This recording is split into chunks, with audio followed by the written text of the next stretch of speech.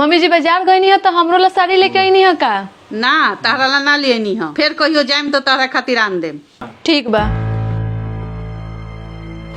अपने ला 4-4 गो साड़ी ले लुआ, हमरा ला एको गो ना। रुका बुढ़ियो तार व्यवस्था करत तने।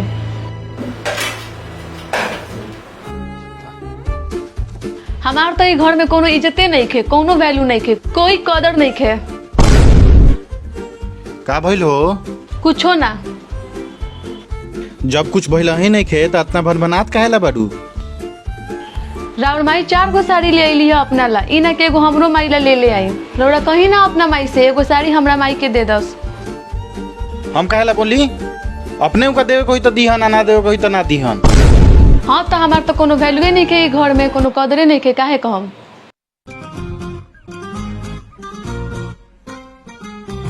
चल चल तेरा माई के साड़ी दिवा तनी चल।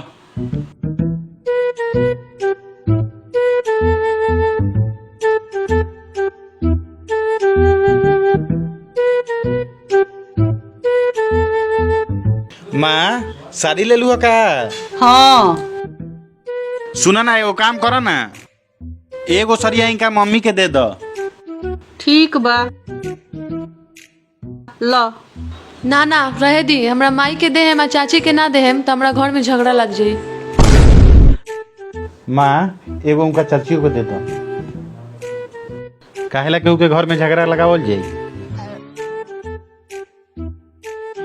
ना ना रहे दी, चाची के दे हम, अब फुआ के ना दे हम तो फुआ हमार माई से लड़े लगी हन, तो अपन साड़ी अपना लागे रखी। माँ एगो साड़ी इनका बुओ के दे दो।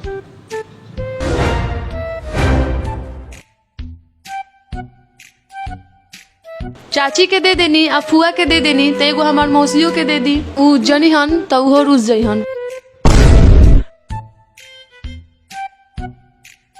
माँ बेचारी ठीक कहती है, घर में झगड़ा लड़ावल अच्छा बात नहीं खे।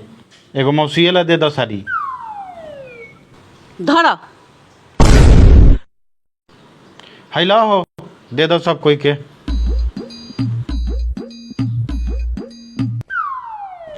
ठीक है बोला माँ, हमनी के दे देनी है, ना तो बेचारी के घर में झगड़ा लग जाई।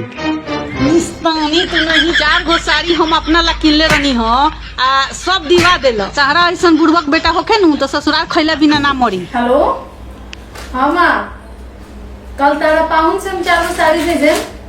एगो चाची के दे दियो, एगो फुआ के दे दियो, आ एगो मौसी के दे दियो, आ एगो अपन रख लियो। ठीक बा? ठीक बा। no.